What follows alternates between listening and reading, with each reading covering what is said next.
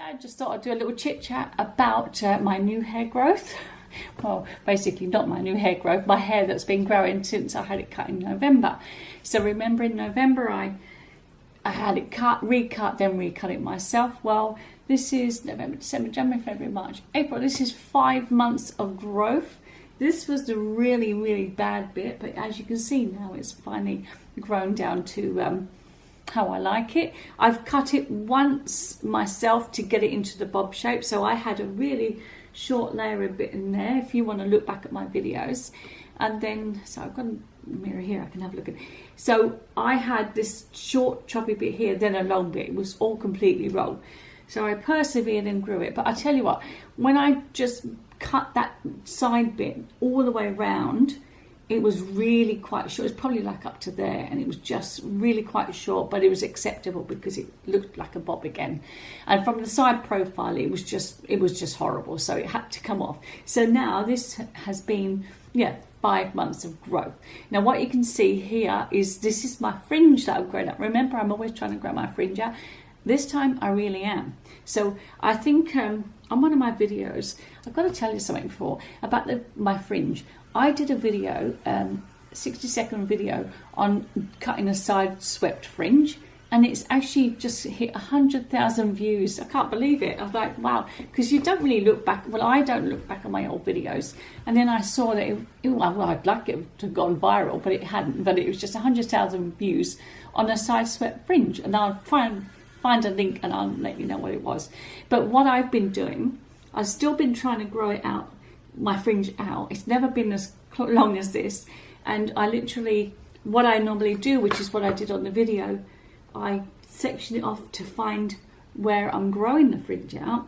And what I was doing, and this is where I showed the video, is where I literally pulled it right across to keep as much length as possible and then have the short bit there. So that has allowed me to still have the comfort of my little fringe, which is my little security blanket of a fringe, but grow this side out. So now I've actually grown that all out. So that's been a massive achievement in the first place. So I'm really pleased with that. And yeah, so now even though that's choppy, it's man-made choppy, like it's grown to that length there. So overall, this is how it is now looking, and it's due for like a tidy up bob, but I'm not going to cut it. I'm not going to let no one else cut it. I'll show you all around and see how it's looking. So that's how it is there, and the back of it, and when it's just growing down nicely, and that side there. So yes, that's taken quite some time to get it to how I want it. Yeah, and I do play around with it quite a bit. I do tend to give it a curl and just change it up a little bit. But 5 months of persevering and I got there. So I will never have it cut short again. Well, not on this channel anyway, or not any time soon. But yes, I did originally think maybe I'll go up and then long at the back, but then it's just grown down nicely. And my hair is so thick that I need the weight more at the back now, because it's still like a bit of a mum bob, you know, when it's sort of bouncy there. So I do have to flatten it quite a bit. And when I flatten my hair, I use GHD, and I've got, it's called a high lift? High lift. And it's a double brush. So when I actually straighten it, what I do is, when I section it off, you have to have small sections. I section it off, and then when I put I haven't got this turned up, but when I put the tongs on, I grasp the top of it with that, and then I pull it through, and that way I get a lot more tension on the hair, and that way it makes it more sleek and straighter. So that's a really good thing. If you get yourself one of those, they're really good. High lift it's called. So that's been helpful. If I want to curl it, what I've been doing to curl it is just sort of, you know, when you do it, twist it that way, that way, that way, that way, and then it gives it a straight bit on the outside and just a bit of a kink as well. So that's been helpful as well. I've decided to colour it less darker and go a bit more lighter. So I was finding I was doing like medium brown, but it was actually a bit too dark on my hair. Like I've got quite a lot of grey underneath.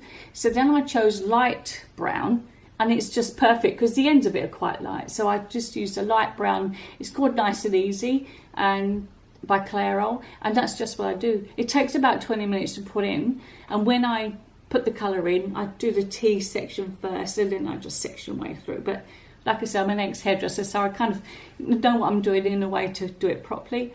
But yes, so I was happy with that. Like light brown is better than medium brown for my complexion. Yes, so that's been a good thing. So yes, the hair journey is something else. But if you're in a position where you hate your hair, please persevere. Try and get it to an acceptable style. If you have to have it recut, just learn from me that, as we all know, hair does grow. It might grow faster or it might grow slow. But it will eventually grow out, and you're just going to have to, keep playing around with it, put clips in, bows in, or anything just to get out of that each day. One day it'll be like a really bad hair day. The next day it might settle down a little bit. So there is light at the end of the tunnel, and it will grow. But I'm going to grow I'm just growing it now. And like I said, this fringe is the longest it's ever been. So that's amazing. So I'm not going to cut this side. I'm just going to keep kind of growing it down.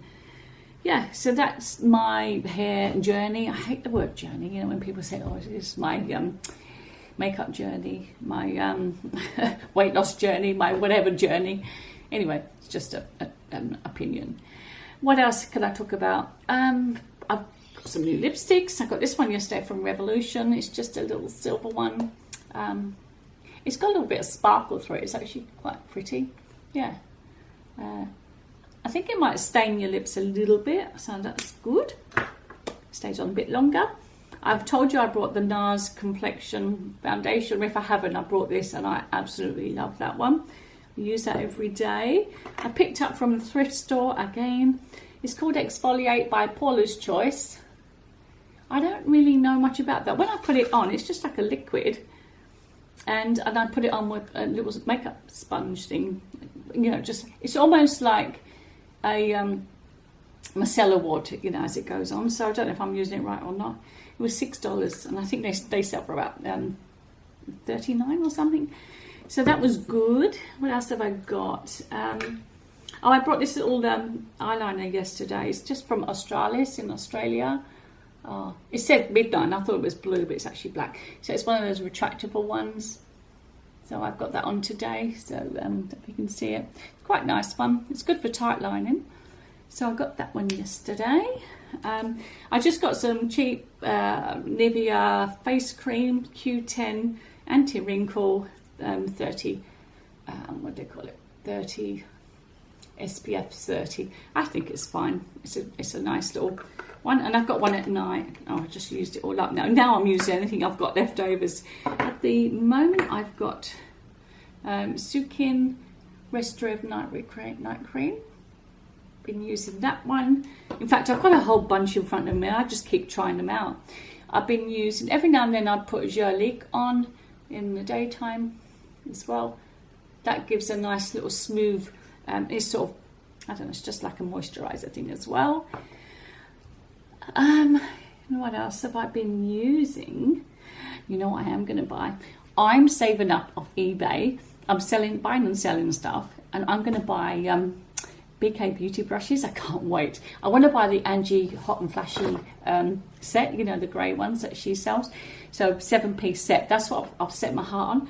So I've sold a few things on eBay. So the next week or so, I'm going to just buy these BK beauty brushes. Like, I've got a whole bunch of brushes here, like all that lot there. But I just want to try out the BK beauty, because I always see them all over the internet. So going to buy those, and it's a challenge really, just sell stuff on eBay to buy those, so it's a bit of fun for me really. But yes, next week, because I've sold a doll and a teddy bear and what else, some boots and some shoes, the Vivea shoes I get.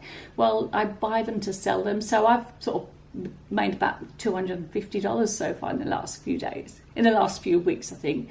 So yeah, my brushes are about $213, I think, in America. So yes, that's what I'm aiming for. So yes, I've been buying and selling on eBay. Just so I can buy these brushes. And what else have I done? Yeah, And I've been thinking about selling some of my dolls now. I've actually put some of them away now, the antique dolls.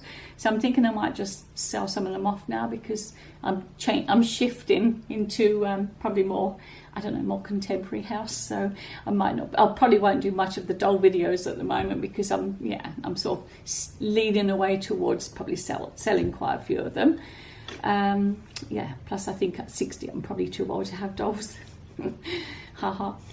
Yes, so what else? I have been approached by another makeup company to do a review on some products, but I haven't heard back on that yet, which is a shame, because I'd like to have seen what their products are. That's about it really. I just wanted to come on the channel and just literally talk about, my hair, how it's been growing and how I've been managing with it. So I can tell you today. So thanks for watching the video, and I hope to see you on the next video, and take care, and I'll see you again. Bye for now.